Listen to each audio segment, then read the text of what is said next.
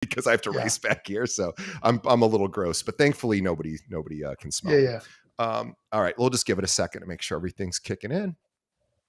And again, don't worry about the fact, not worry, not that you would be, but very few people will watch this live, if any. So in the event that, you say something that you're like, ooh, I need to strike that, which pretty much never happens. But if it does, not a big deal. We'll take it out, obviously.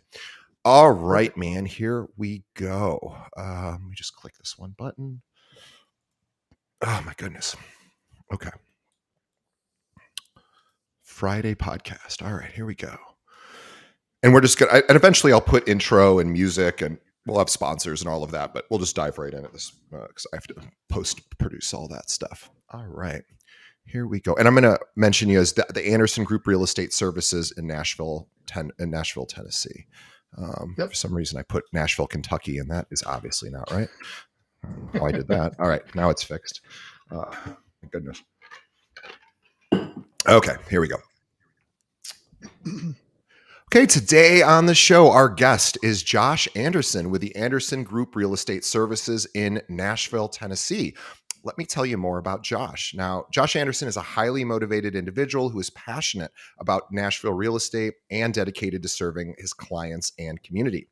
Josh was born and raised in Nashville. He graduated from Louisiana State with a degree in international trade and finance. He served in the U.S. Army for 8 years, including a 10-month deployment in Bagram, Afghanistan during Operation Enduring Freedom. Now, these experiences, along with his education, have instilled in him a strong work ethic, discipline, and a desire to give back. With over 17 years of experience in the real estate industry, Josh has helped more than 2,000 families achieve their home ownership dreams. He has also built a successful team that consistently ranks among the top 5 real estate teams in the Southwest region. Now, Josh's unwavering commitment to client satisfaction is reflected in the fact that nearly 75% of his business comes from past clients, his sphere of influence, and agent referrals. Please follow Josh on Instagram and Facebook. There's 2 places you can follow him on social, which is Tag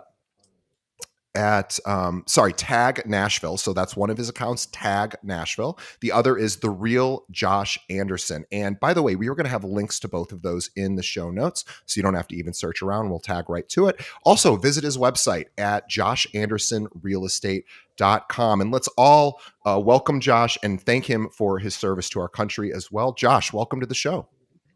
Yeah. Thanks for the opportunity. I appreciate that. Well, thank you for coming on our show. The hardest part of interviewing top 1% producers is finding time to do it. So we appreciate you and Yeah. the fact that you're not just running your own business; you have a whole team to help as well. And we appreciate your time today. So thank you. I'm excited to chat with you and would love to learn how you got into real estate. So you were a military guy, and then were you doing Yep. real estate while in the military? I actually recently interviewed someone who was, but I'm curious to hear your story. No, well, I'll tell you the after high school, I was smart enough to know that I probably didn't need to go from high school to college.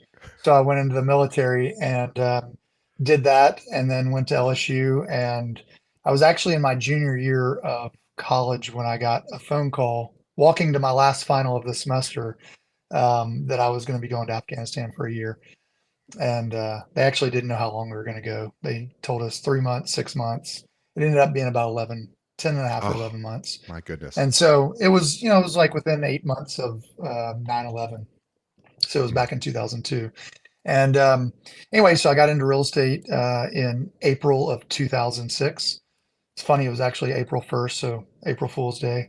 Um, and, I graduated in finance and economics and worked at an investment bank. And I think I created an idea or a story in my head of what that was going to be.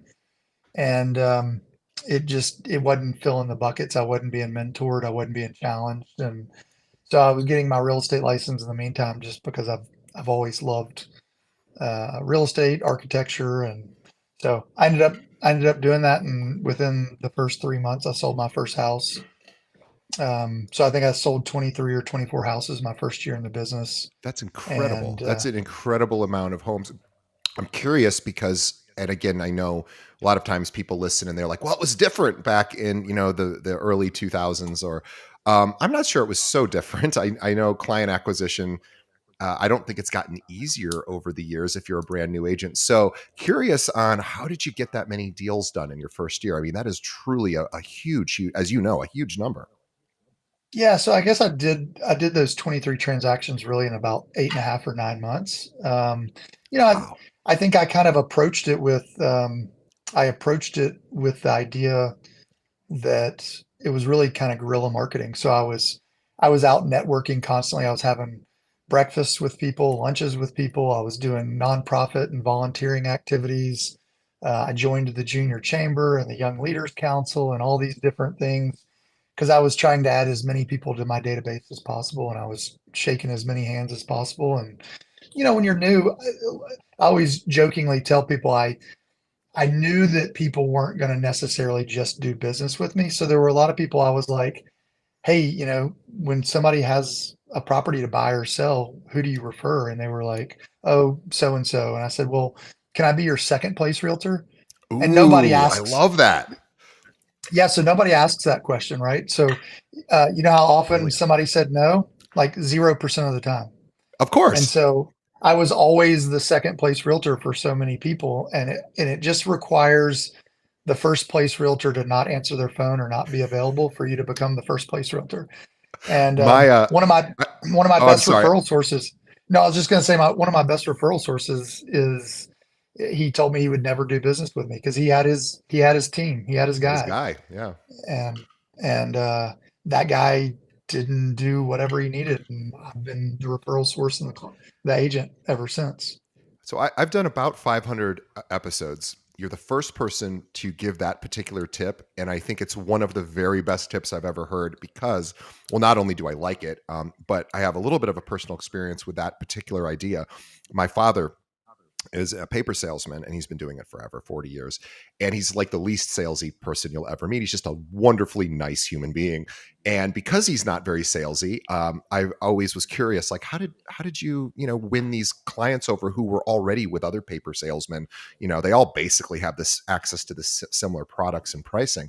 He goes, I just always told them, like, hey, if your current person like screws up, I'd love the opportunity to help you out. And he goes, I just would wait, and I'd wait for that, and it built a very nice career for him, and obviously for you as well. So I love that tip. So if for everyone out there listening, let's make sure we have that holstered and ready to pull out when somebody goes, oh, I already have a realtor, but thanks. Be like, hey, that's great. If anything ever changes, or if you're ever dissatisfied, with anyone's service, I would love to have the opportunity to earn your business. That is a wonderful suggestion. Thank you for that. Our audience Yeah, thanks you. So I'm sorry. I also want to make one other point. You actually said something else that was this is not something this is commonly said, but it's something that's so important. I'm glad you said it, which is he didn't assume that everyone in his current database was going to use him, right? And he's a new realtor at this point.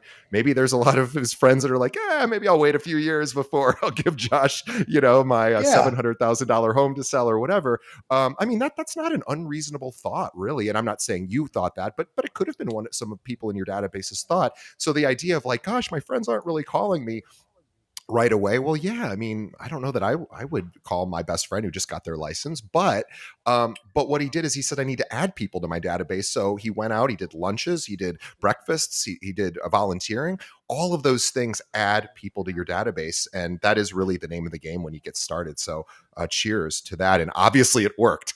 23 yeah. transactions in your first year is incredible. And then how did you continue to grow from there? Yeah, and so just going on that first year piece, I probably did 75 open houses, and I tell people all the time, I don't think I did a I don't think I did a single transaction from an open house, but what I did get was really comfortable meeting somebody and having to figure out what you need to say in the first 7 seconds of meeting somebody, and not hovering over them, but being available and being a resource. So yeah, I don't think I actually closed any deals from open houses, but I got really comfortable in front of strangers, in a house Yeah. that wasn't mine, that I didn't know a whole lot about. I mean, I could read the MLS sheet. I mean, most of these weren't my open houses. These weren't my listings for open houses. I was just doing activities to get in front of people. Um, and so that those are things that somebody goes, well, I'm not going to do 75 open houses to get zero business. But then you look up 3 or 5 years later and go, my scripts are better than yours. My objection handlers are better than yours because I'm out doing all these things. Um, Yeah. and so I'd say the best things that I did in 2006, and I would argue that 2006 was probably a not as good but similar market to maybe a 2018, 19, 20. And then 2007, 8, 9, and 10 are probably a little bit more like we're in now, where it's like Yeah. A hard to little tougher. acquire and Yeah. hard to convert. Conversion is very different today than it was 5 years ago. Um, but I got really comfortable and very good looking back on it. I didn't realize how good of a job I did with the basics. And when I say the basics, time blocking, I literally to this day, you don't have like they're all outbound phone calls from 8:30 to 11:30 every single day, 5 days a week.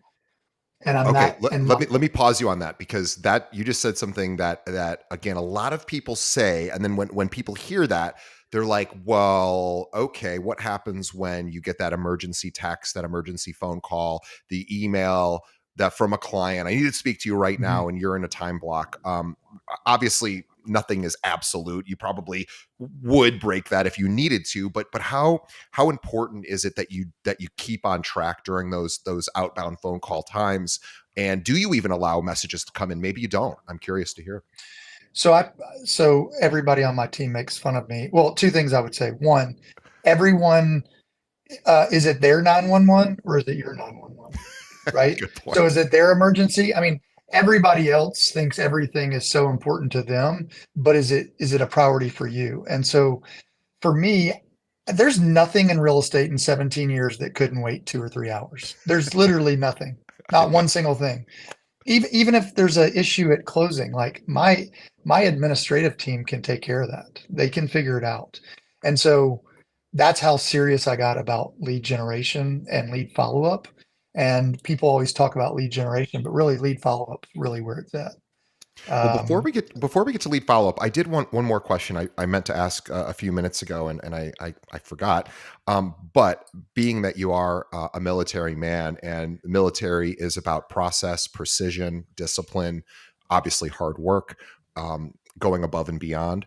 I'm curious if there were any lessons. I'm sure there were, but anything that you learned in the military that you were able to take with you into your real estate practice that really you think helped push you maybe where somebody who might not have had those experiences might not have those skills. yeah, I mean, I think there's certainly there are standards and procedures for everything. And there's also hurry up and wait, which happens a little bit in real estate. And that's maybe why I'm so good at follow up is, it's like when I think about follow up, I will follow up. Somebody told me early on in the business, it's like you follow up with somebody until they buy or die.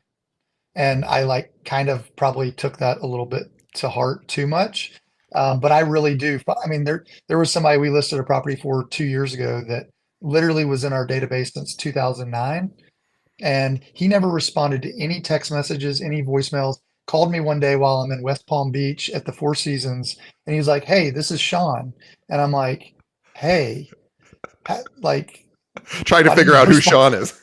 Yeah, and I'm like, he's like, "Oh, over on Fairfax," and I was like, "Holy crap, this guy's finally calling me. This is unbelievable."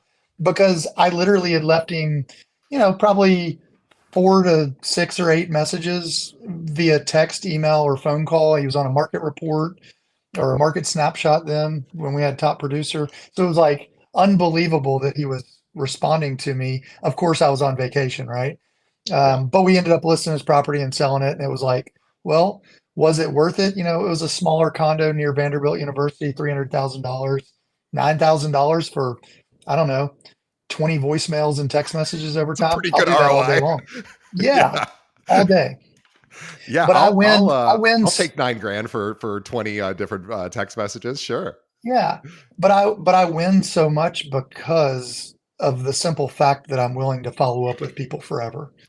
I'm not doing anything massively different than most other people, except the consistency of doing it over time. Isn't it nice too that you have these very strict processes? It really helps take the emotion out of it as well, right? Like I know for me, I never went to the gym people are probably sick of hearing me tell the story, so I apologize if everyone listening is like, "Ugh, we've heard this."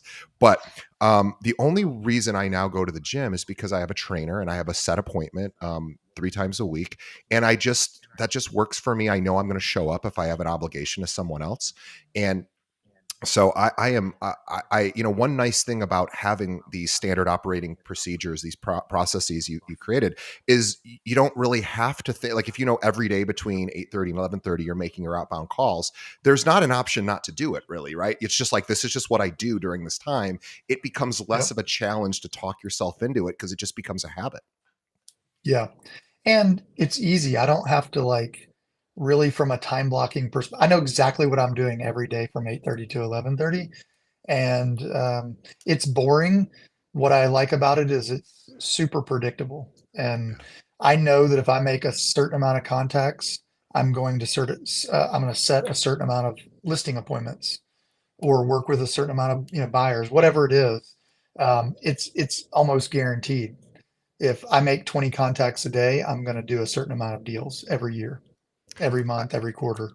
Well, before we dive into your follow-up process, which I am super excited to hear about, I also just wanted to make an observation that our audience has already made about you, which is, or if they haven't thought about this consciously, I'm going to put this in everyone's mind. Notice Josh's tonality. Notice how his way of speaking, his inflection. Notice if it's a calming presence or if it's an alerting presence where it's some people, they speak and you get this like fight or flight response, like, oh my gosh, it's a little too intense. Notice how Josh comes off. Imagine meeting Josh in an open house. He sat 75 of them his first year. Imagine that. Would you, if you were walking into a home where you didn't know the realtor or any brand new person, would you rather have somebody like Josh? Now, not everyone's wired the same, of course, but Josh's voice is incredibly calming and relaxing. And everyone listening, you can learn how to manipulate your tonality in a way that's authentic and puts people at ease. Josh is clearly somebody, and maybe it's a Southern accent kind of thing that he's got from Nashville. He's a born and raised guy there. But boy, is that not a calming? I mean, imagine that versus like a different type of accent from somewhere else that maybe isn't as calming. So I just wanted to make that Yeah. point that you have a very relaxing and easy to listen to voice, way better than mine for sure. But let's talk about the follow up process, because this is really really like been the key to your success. So walk us through it. Yeah, before I get through that, that's also neuro-linguistic programming classes and all the conferences and all the things that I've done. Maybe a little bit of Southern charm in there. I don't know. Thank you for that, though. You're welcome. So today we're talking a little bit about like what our 36 touch program is, and it's not just one piece of our marketing. It's kind of encompasses all things marketing, which is it touches so many different pieces of our business, down to the phone calls and the text messages, the client events, the giveaways, the agent reviews or the Google reviews, the agent referrals. So I'll break some of that down, but really all of it starts with kind of, once a year, we do kind of the 12-week year in the traction book and meet from a quarterly perspective. But once a year, we get together for our focus day, and it's our 1 day offsite. And we really work on, and there's more days than just that one for follow up, but it's knowing what our numbers are, and it's putting an entire calendar together of literally month by month, quarter by quarter of all of our marketing, client events, giveaways, all of our social media, all of our reels, all of our YouTube videos. So if you're wanting to put together a really good 36 touch, start with the idea of calendaring it. That can be overwhelming if you're trying to just be like, all right, we're going to do this all at one time. This has been a process over years that we've taken client events off that didn't get the ROI or didn't have as many people show up. And some of our easiest and best events and least expensive events have been our best turnout. And some of our fixed cost ones that cost $10,000, and we're like, oh, 36 people showed up. That sucks. And then other events where, we've had 400 people show up. So it's one of those deals that start with a calendar and decide what's important to you from a marketing perspective. So we know that we're gonna like to all of our past clients, they're gonna get a birthday call and an anniversary call, home anniversary call, and then they're gonna get 12 postcards a year and 12 newsletters. So I mean, these are all relatively basic things. If they own a home, obviously, if they're a client, they own a home. We put them on a market report, so they get that either every 2 weeks or every 4 weeks. Um, but breaking all that down is overwhelming until you start breaking it down into pieces of your business. So our phone calls, we realized for me, maybe I'm a little bit robotic. Phone calls are easy for me because when I looked at it, I said, okay, what's the best way for me to get in front of the most amount of people? It was either big networking events or like niche events, but I knew a bunch of people were going to be there where I could shake hands with a lot of people, but then follow up with all of them afterward to get coffee or lunch or whatever it is. Um, but I said, I can't do the Northwestern Mutual where I go and have coffee like 8 times a day or whatever their appointment setting is. I'd love to do that. That's the best quality probably for me. But to get 20 contacts a day, which was my goal back in the day, was 20 contacts a day, I needed to be on the phones. So I needed to time block that 3 hours of outbound phone calls every day. And it still works, so I still do it. And then I'm just a little bit more. Uh, I make decisions on what networking events that I do. Um, but I, but just breaking down some of these different things. So where I was going with that is the phone calls were hard for team members, and so we started doing client events to make the phone calls easier. Because then they could just invite their clients to the events, and then they could say, "Well, while I have you, how's the house? Is there anything you need? Do you need our vendor Ah, I list? love that. Do That's you need?" smart. Yeah. So it made it simple for them. And then, if people aren't doing Google reviews, not everybody wants to do them, but we have, 804 or 805 Google 5-star Google reviews online. We've probably had 900 to 1,000. Some of them get taken away occasionally, whatever Google's algorithm is, but 804 5-star reviews. We can track every year since 2018. We've done at least 30 transactions a year that we can track from Google reviews. Our average price point $650,000. So 30 deals, you do the math. It's worth the time we've put in to do $20 million a year in volume just from that one source. Just out of your Um, quick pause question for you around phone calls, because a lot of people have phone dialing reluctance, or it's called. There's a cute term for it, but the unwillingness to want to pick up the phone, and obviously the younger generation doesn't talk on the phone at all anymore, very much, if at all. And so a lot of times people, especially younger people, are like, I didn't grow up jumping on the phone that much, so this is really a challenge for me. My question is, what percentage of the time when you call do you get a voicemail? yeah, it's probably at least 50%. It might be 60 or 70%. I don't think it's 75, but we leave voicemails. And I know, and one thing I'll say before I talk about these voicemails is it's not call reluctance, it's value deficiency. It just truly is. You're right. And so people can say what they want, but you're not call reluctant. You're just value deficient, You don't meaning have a good reason to call them, so you're like, I don't want to you pick up don't the have a phone good because reason. Right. Yeah, so you don't know what to say to them. You don't know how to like one of the biggest things that we talk about on our team is what does value mean to different people?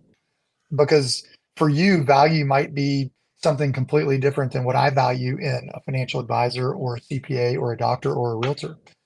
And so it's value deficiency because you really don't know how to add value. It's not that you're not willing to, it's just that you don't know what the hell to say to them yeah. or how to add value. As far as the voicemails, I tell my team always leave voicemails no matter what, because if you don't leave a voicemail, they definitely don't know that you called them, right? I mean, for friends, they see that you called and they might call you back, but we're talking about internet leads, sign calls, whatever. I always leave a voicemail because they might check it and they might call me back. But if I don't leave one, they're definitely not calling me back. Yeah, I So, think you made a really strong point about call reluctance. This idea of oh, am I making a sales call or am I actually calling with some specific value that I'm going to be bringing to the person who's going to be picking up the phone? And if you do have that value, it really does. I hadn't ever thought of it that way, but you were so right. It pretty much eliminates the call reluctance because you're actually like, no, I'm doing a good thing by calling for the person, not just selfishly for me trying to keep my contacts satisfied. I'm actually doing something for them, and it makes those phone calls a heck of a Yeah. lot easier. I think you have to flip the mindset and come from contribution and go, I always think of it like this. If I don't call these people, they have to work with an inferior agent. And I don't want them to work with an inferior agent. Yeah. And I know that's like maybe, kind of ego driven, but it's not. It's more like there are a lot of good agents out there and there's a lot more bad agents, just like CPAs and doctors and financial advisors. There's good and bad in all these industries. And I know what I can provide my clients, and I know what value we add. And I know that a lot of other agents don't add any value and they just want to get a commission and they're never going to follow up ever again. And where the majority of our business comes from is long-term follow-up and inviting them to our client events and trying to educate them on how to be better business owners, by doing trainings on a monthly or quarterly basis for one particular class. And then we do a wealth building class every month. And that's not even Wow. real estate wealth building. I mean, that is certainly a large piece of it, but it's more like we all want to believe that we're always going to make more money, but that's just not the case. You're not forever going to make more money every year forever. So how can we get better at not paying taxes? And can we invest in real estate or do flips or short-term rentals, or can we put our kids on payroll, things like that? And Yeah. so And, we're and educating our clients on that stuff.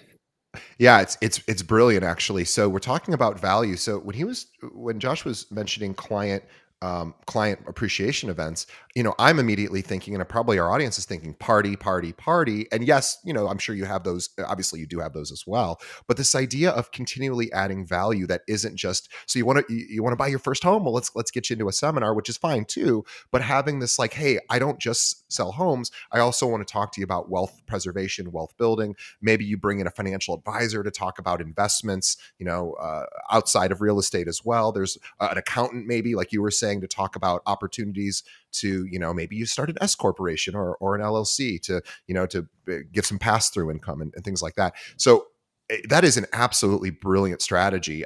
It's not one that I see a lot of realtors doing. Almost everything I see that realtors do as far as events are usually around buying or selling real estate. And again, you said part of yours is about, hey, there's passive income you can earn through investments, real estate investments. Yeah. But this idea of continually adding value, I think is like, I would go to that seminar. Yeah, and it's even things as basic as like, why do you have your money in a bank account earning zero when you could have it in a money market account making 4.5% right now? Yeah. And maybe your bank offers that, and that's great, but you have to go ask them to do it. They're not going to automatically give you 4.5% if Right. they can give you 0.1%. And so we're going through all these, like one of my classes is 25 wealth building ideas. And it's just ideas. It's putting your kids, it's maxing out your HSA accounts, and it's a lot of it is real estate, but a lot of it is not real estate. It's doing a cost segregation on your investment property. I mean, my parents own multiple commercial properties. They don't even know what cost segregation is. And they're intelligent people. They don't know what it is. Yeah. And so, it's trying to figure out that value might not mean any, like that class for a lot of people, they're just like, whatever. But for the ones that care and do want to save money on taxes and do want to build wealth, it's invaluable. And so that's what we're trying to do is constantly, and we do have the dinner party client events, the VIP events. We have things that are, one of our best client events we've ever done is pictures in the park. It literally cost us a couple $100, and everybody forgets in September and October that they're going to need holiday pictures for their pictures for their holiday card. And we have massive turnout, and the fixed cost is literally like if we have 100 people there and it's only $200 for the photographer to come out, like it's like a couple dollars a person. It's crazy. It's amazing. And So it's it something doesn't. that You don't have to spend thousands of dollars. You can do. You can add on to other events that are already like sponsored. I mean, there's so many. You just got to get creative. And a lot of times too, with photography, family photos in particular, a lot of that gets framed. A lot of it gets hung up on walls or put on dressers or set out for people to see. And that's also a memory that would trigger. Oh, that was a Josh thing. Like, oh yeah, remember we went to that thing that Yeah, Josh brought us to. That is a nice reminder, visual reminder of what you do without saying, hey, I want to put a calendar for the local sports team on your fridge. And some people like that, some people don't, but everyone likes a family photo, and it doesn't also have your name plastered on it, but inherently your name is all over it because you were the guy that facilitated it. yeah, So, and yeah, the ROI on that is incredible. yeah. And so there's just little things like, this isn't really part of the marketing, but it plays into the marketing. Like when we meet with clients, like buyer clients, um, especially, they come into our office and we do a consultation with them, and we do a VIP intake form. So we want to know their names, their birthdays, their anniversary, their kids' names. Do they have dogs? Do they have animals? Um, what is their dream trip? What's their bucket list? What is their occupation? So we want to do an event, or we want to market to all of our probate attorneys in our database. That's how we do it. Is we get this VIP intake. Oh, we just lost Josh for a moment. Hang with us while we try to get Josh reconnected. So bear with us a sec, everyone watching live. We will fix this in post production. Hopefully, we can get Josh back here.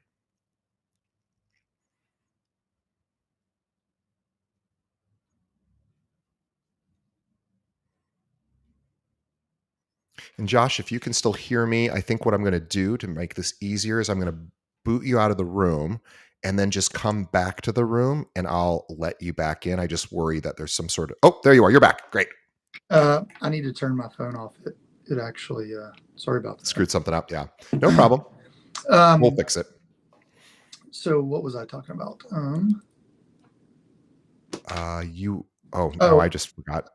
yeah, VIP intake form is what I Yeah. was talking about. And it Intake form. just Yeah. it just allows us to know what their favorite candy bar is and all these things. I mean, just silly basic stuff. But the thing that I've told people all the time is if you send a birthday card to their kids, or their dog's name and you send their dog a treat, Huge. you're winning them for life. And so I think those are really important things that you can do really inexpensively. And I try to tell my team, we need to be like the Facebooks and the Instagrams and the TikToks. Like, they're data companies. Yes, they're social media, but they're actually data companies.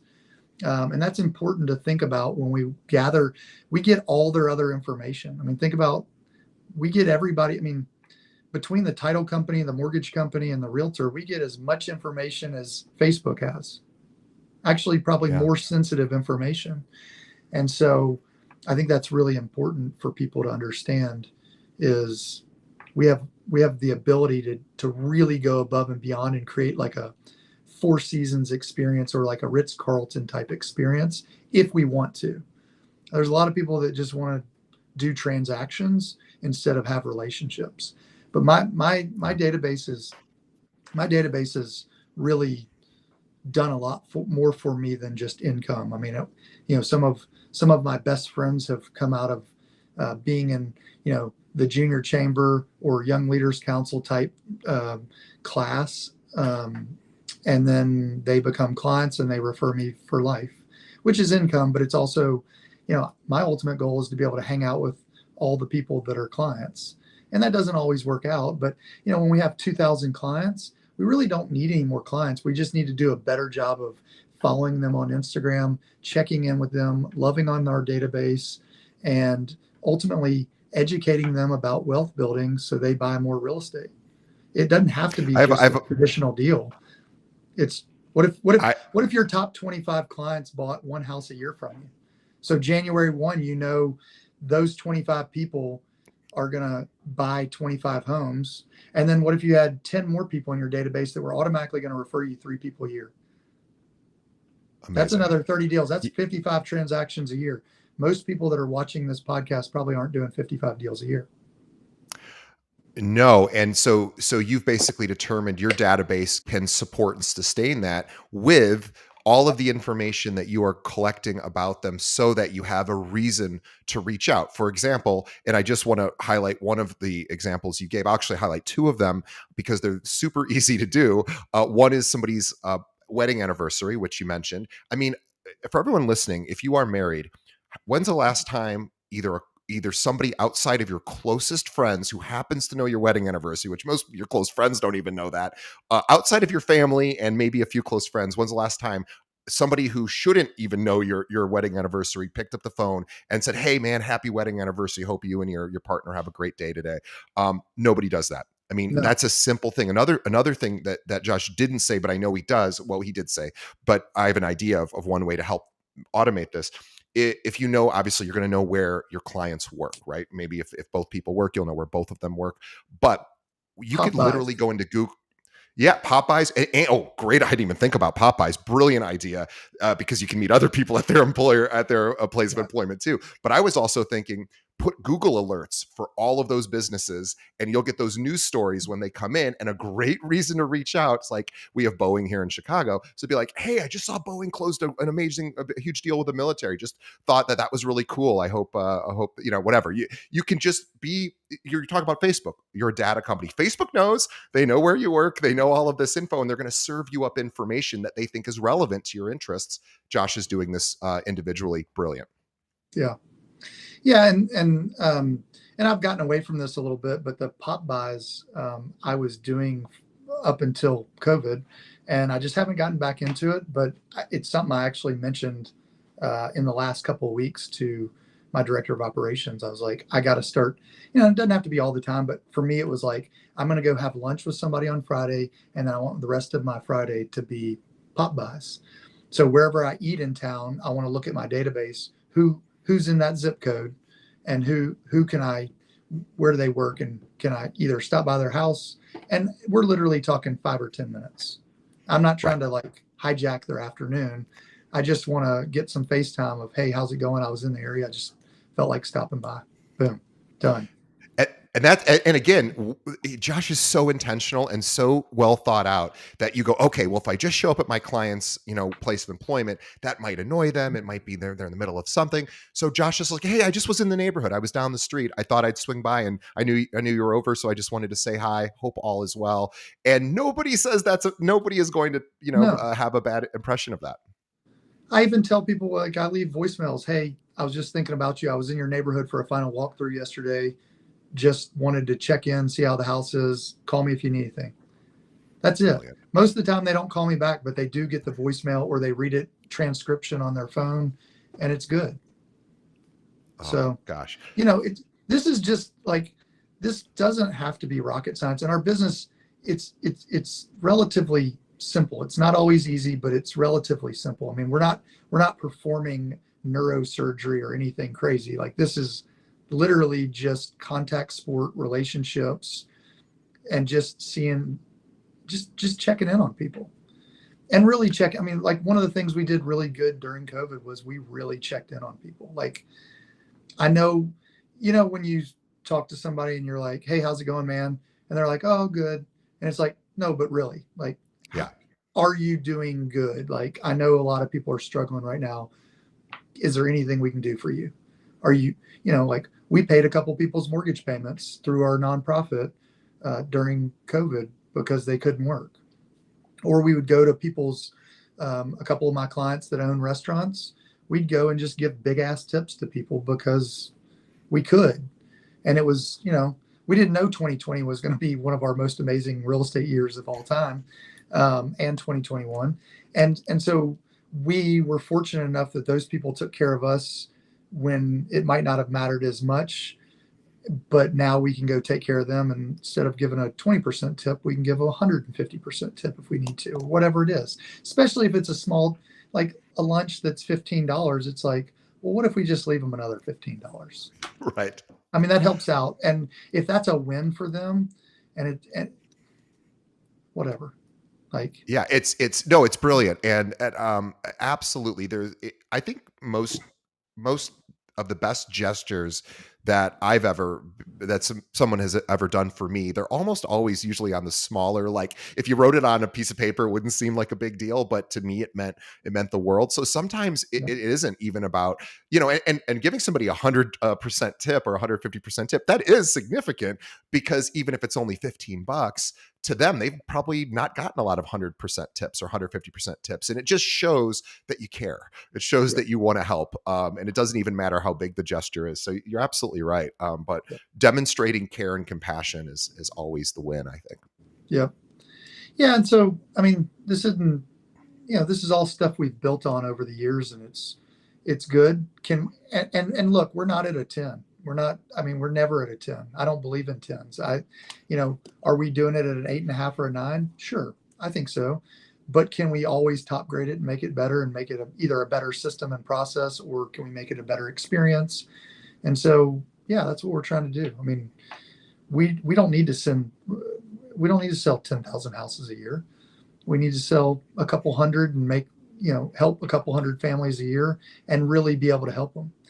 Um, we had a girl here yesterday for one of my trainings, and actually all the people at my training were all clients that came to a class that I created called, the acronym's BOSS, but it's business owners sharing strategies. And they're all either small business owners or in sales or an executive or something. And she bought her house 6 years ago from us, and we've stayed in touch with her. And they were all just kind of saying how they all get postcards and all these things. But our nonprofit paid for her house after she moved in. She had structural issues, and we made it right. It cost Wow. us, the nonprofit, 12 grand to fix it. And I don't think that the commission that we got from her house was 12 grand, to be completely Yeah. honest. But it was the right thing to do. And they had married, have kids, and we want people to live in a good house. And I also knew that we Well, were going to sell it at some point. Well, that's true, and I would imagine. And again, you're not doing it for the for the pat on the back or for the marketing collateral you get for that, but you certainly do get a lot of appreciation from the vast majority of people that you help to that degree. I mean, they're gonna I would assume they're gonna tell everybody they know. Well, it depends, if they're comfortable sharing that information, but they're gonna at least feel it themselves. They are never gonna work with another realtor. You are their client for life, or at least you probably are, and they're likely going to tell a lot of people, not again, that's not why you're doing it. You're doing it because, Yeah. as you said, it's literally the right thing to do.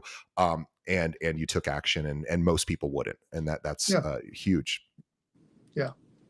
Well, like you said, it's the right thing to do. And we were in a position to do it with our nonprofit. And that's why we created the nonprofit. So we can help either other nonprofits or people. Every year we kind of do our Anderson Group Day, where we go out in the community and volunteer. And if we can, one year we helped a lady whose her sister and her mom died in the same year, and she acquired all their stuff, and she had leaks in her house. And we were fortunate enough to be able to spend $23,000 or whatever it was, and we spent the day in her yard cleaning it up because it was a mess. And it was awesome. It was a team building event. It was good culture.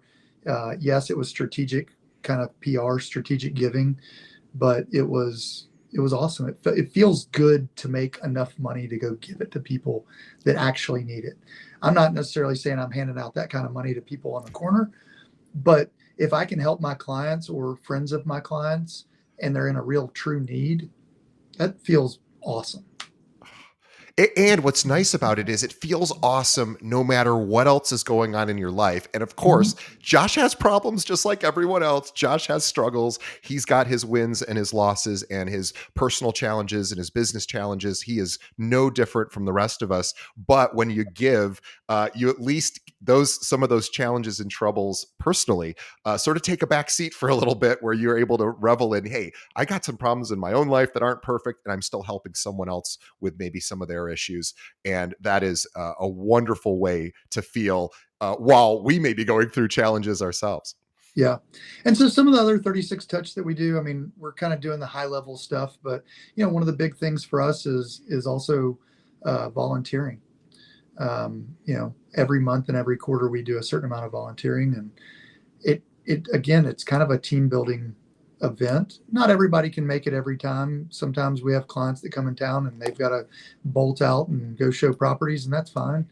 But we usually do some kind of, whether it's second harvest or feeding the homeless or whatever it is, even if it's just giving money to somebody that's, giving money is not the same as going out and actually doing it, but you know buying coats for the homeless when it's the middle of the winter, or buying, I'll tell you one year, what I did, which feels really good, to be able to go to Walmart and buy like two buggies worth of just toys and stuff for kids that aren't going to get much for Christmas. Pretty awesome.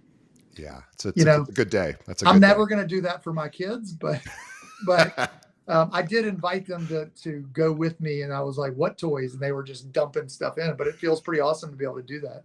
And Yeah. look, there's plenty of other things I could do with that money. Trust me. But it again, it goes back to, can you help out and give back because you were fortunate enough, and it freaking feels great. So It does, and again, it's a guaranteed win for you, the individual, how you feel about yourself, and if it ultimately results in better customer service or client satisfaction, obviously great too. But at the very least, it's something that you get to lay your head on the pillow at night after you do these events and go like, I did something good today. When maybe yeah, not everything else in life is going well. It's a really nice way to just build in a little good feeling to how people feel. And I wanted to ask you one last thing, and I know we're coming in at the end, but I'd be remiss if I didn't think about this. You have a very calming presence, and I suspect you learned some of that from being in the military, where I know they teach you about managing your heart rate, managing yeah, your sympathetic nervous system, so that you're yeah, not in fight or flight, because you're not going to have access to all of your best resources when you're stressed and anxious. So yeah. how important is that for you now in real estate, to be able to handle client challenges or challenge in a transaction? Is that a critical part of keeping everyone calm and collected while they're going through these ups and downs? For sure. Look, we do this every day. Most of our clients, if not all of our clients, other than a handful of investors, certainly don't buy a house more than once a year or so. That's a small percentage. The average person's buying a house every 7 to 10 years. And even with the first time home buyers that think they're only going to live there for 3 or 4 years, they inevitably almost always live in it for 5 or 6 or 7 or 8. Um, and yeah, so you do have to, I mean, we've seen everything. So nothing, it's not that it's not a big deal. It's just that we know how to navigate it. And so sometimes we have to take a deep breath or step away and come back to it. But we do have to just say, hey guys, like I had one last night. There was kind of a final walkthrough, and my client called me and was like, dude, I'm pissed. They left the door unlocked and left the lights on, and he's already moved out. And he was just like, he's like, I'm responsible for this property until July 31st. And, he just kept texting me. And I said, look, dude, I said, I will call the agent in the morning. We'll get it taken care of. It won't happen again. They'll have no more access to the house until July 31st when they are buying, they are the new owners. And it just kind of diffused the whole thing. I mean, I can't do anything via text message at 8 o'clock at night. I mean, he can be mad all he wants, but there's nothing I can really do, and there was nothing really he could do. So he was really truly just venting to me, Sure. and I just had to take it, and it's Yeah. okay. It was like, all right, man, I'll make it. We'll Yeah. make it right. We'll get it taken Yeah, care it's just being like, I totally get it, man. I would feel similar. I get it. I will take care of this, and then you take care of it, and that's amazing. Well, I want to also tell everybody who out there works as an agent in the Nashville area. If you are raising your virtual hand right now, I would encourage you to check out Josh's real estate group and team. He is always looking for good talent out there. So if you think that you would like to work with someone like Josh, or maybe you work in another market and you have clients that move in and out of Nashville. I mean, it is one of the most desirable areas to move to in the last 5 or 10 years. So there's a lot of people moving there, and you probably would want to refer that business if you know your client's moving. So if you're looking for a referral source, or if you're in the Nashville market and you're like, I don't get this kind of training or support for my own company, reach out to Josh. And Josh, if somebody either wants to work with you, maybe a client or another agent, or an agent wants to refer to you, what's the best way they should reach out? Yeah, best email that goes to myself and my director of operations is info@joshandersonrealestate.com. Awesome. Well, I want everyone to follow Josh on Instagram, Facebook, all the social channels. Look for Tag Nashville and also The Real Josh Anderson. We'll have links to that in the show notes. Also, go to his website, joshandersonrealestate.com. I would be switching brokerages if I lived in Nashville because I would want to work with someone like Josh truly. And I'm not just saying that because you're my guest today, but Josh is awesome. And he just has process for everything. And his process, it makes perfect sense to me. I'm a marketer. I love process, and Josh and his team are doing it, and they're just nice people. So how about consider working with them? Reach out to Josh if you think you'd want to maybe join his team or you have business that he might be interested in. Also, want to on behalf of all of our audience, Josh, I want to thank you for not only for your service to the country for many years, but also your service to this industry and giving back and all of the different things you do to help make your community better. It is definitely appreciated by more than even just the residents of that community because we all get inspired to maybe go out and do some more good. And I really applaud you for your dedication to that. And also, so on behalf of, and also Josh's time, he's busy. So thank you, Josh, for coming on our show. And on behalf of Thank Josh and myself, I want to thank our audience. We want to thank you for sticking around to the very end. And best way that you can help our podcast grow, tell a friend. Think of just one other realtor that could hear. I mean, Josh gave some really great tips today. So this is an episode worth sharing. So just share it with one other agent in your office, somebody that's struggling this year. Guess what? Every realtor is struggling. This is a tough year. It's a tough year. So let's help each other by passing this podcast over to your friends and anyone else you know that could benefit. So thank you, Josh. We will see everybody on the next episode. Thanks. you.